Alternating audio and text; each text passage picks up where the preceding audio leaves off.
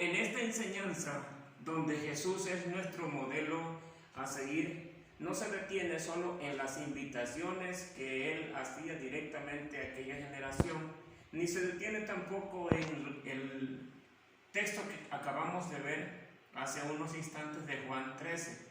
Esta enseñanza pasó prácticamente a lo que nosotros conocemos como la barra apostólica, un grupo de hombres que percibieron muy bien lo que Él quería transmitirlo.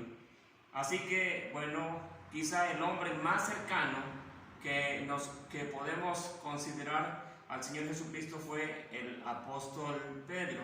Este hombre también enseñó a los discípulos de aquella generación acerca de que Él era nuestra referencia o nuestro prototipo. Así que bueno, en la pantalla aquí podemos nosotros ver exactamente lo que Él escribió a aquella generación al decir: pues para esto fueron llamados, porque también Cristo padeció por nosotros, dejándonos ejemplo, dice, para que sigan o sigamos sus pisadas. Por supuesto que estaba hablando de los padecimientos, donde el Señor Jesucristo también es la referencia. El ser cristiano tiene sus consecuencias y en algunas ocasiones podemos tener persecución o padecer algunas vejaciones, pero el punto es que generacionalmente se ha venido transmitiendo la misma idea hasta llegar con nosotros. Una generación después, casi una generación después, se levanta otro hombre que no pertenecía prácticamente al momento del llamamiento de los 12, que es un hombre conocido como el apóstol Pablo. Él escribe en muchos lugares acerca de esto que estoy tratando de remarcar. Él escribió a la siguiente generación estas palabras.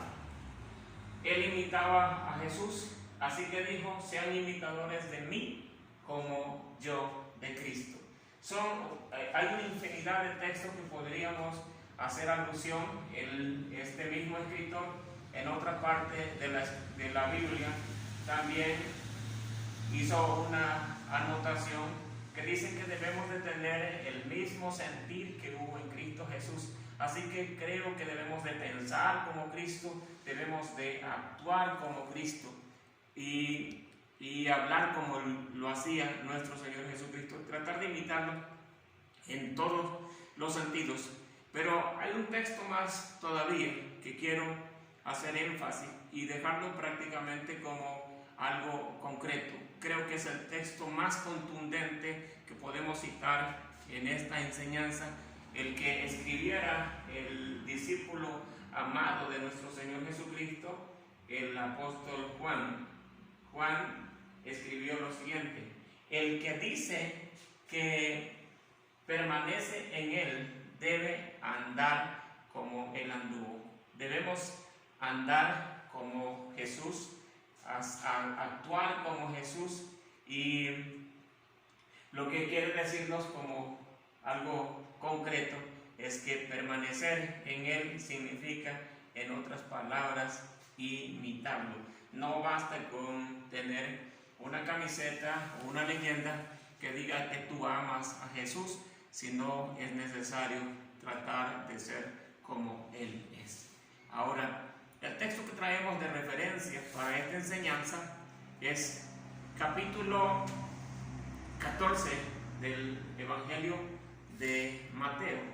¿Qué nos enseña el capítulo 14 de Mateo? Hay varias cosas que quiero mostrarte, algunas no las vamos a poder agotar, más bien son algunas de las que notamos a primera vista, que te sirvan como una referencia a la hora de que tú lees tu Biblia, las cosas que podemos aprender de esta historia. Y la primera cosa que nos enseña el capítulo 14 del Evangelio de Mateo es que Jesús no era una persona estacionaria. No estaba restringido a un solo lugar, un lugar sagrado, no tenía su Meca como hoy tienen el grupo musulmán, no había un lugar específico, un edificio donde él se moviera, solamente no estaba amarrado como hacían los cirqueros con los elefantes pequeños. Para domarlos les clavaban una estaca y amarraban uno de sus patas, y el elefantito se amoldaba prácticamente a ese lugar, no iba más lejos de donde sentía el tirón de la estaca, de la cuerda en la estaca.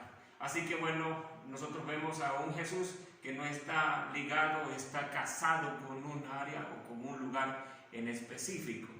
Vemos entonces nosotros que él vino a romper los moldes denominacionales de su época, los conceptos erróneos que se estuvieron abrazando por mucho tiempo, y le da forma a la fe mostrenca de aquella generación.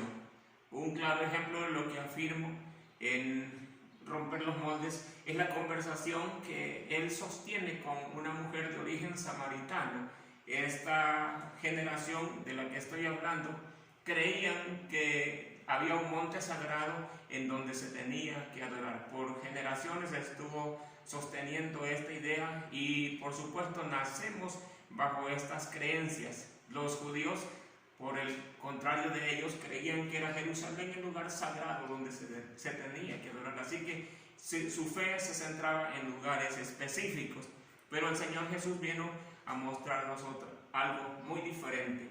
Decía que venían momentos en que nosotros deberíamos adorar al Padre, ni en ese monte ni en Jerusalén, que se necesita adorar al Padre en espíritu y en verdad. Y bueno, quiero mostrarte en la diapositiva que tenemos aquí de apoyo, entre una de las ejemplos de por qué digo o afirmo que Jesús no era estacionario, sino que creo de manera concreta que Jesús recorrió a pie toda la nación de Israel.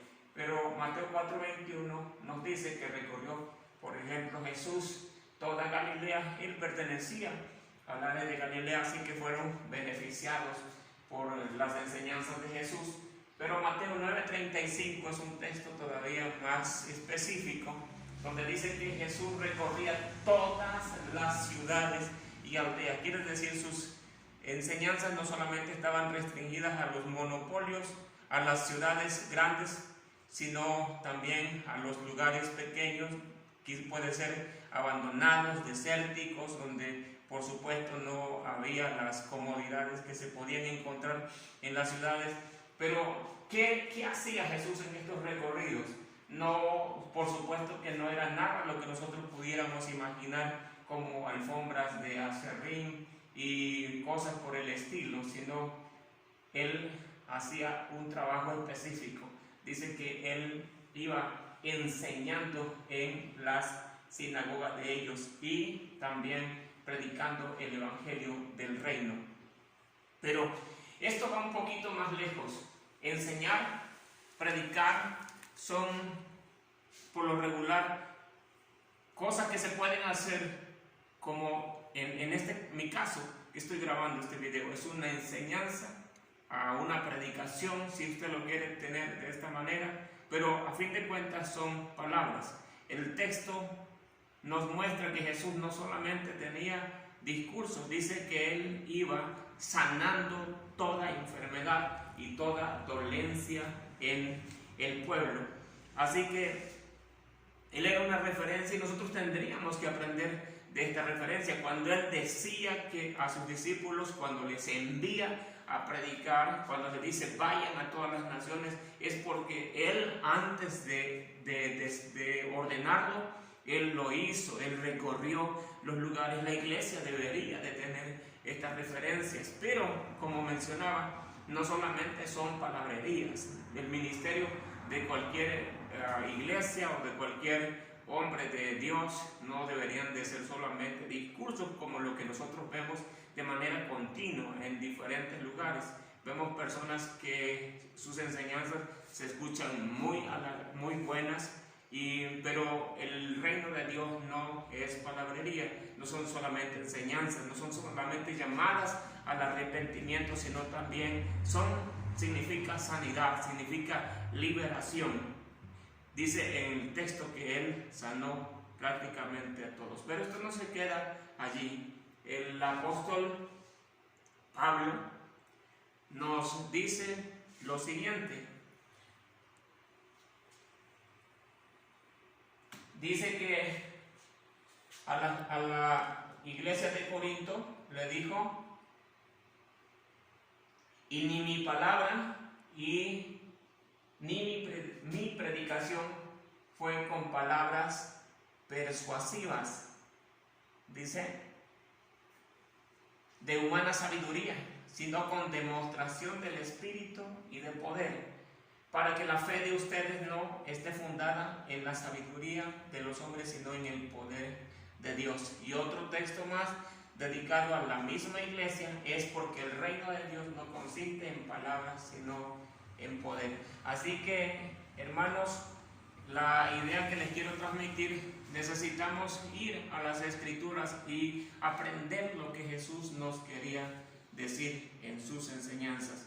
Así que vamos a continuar con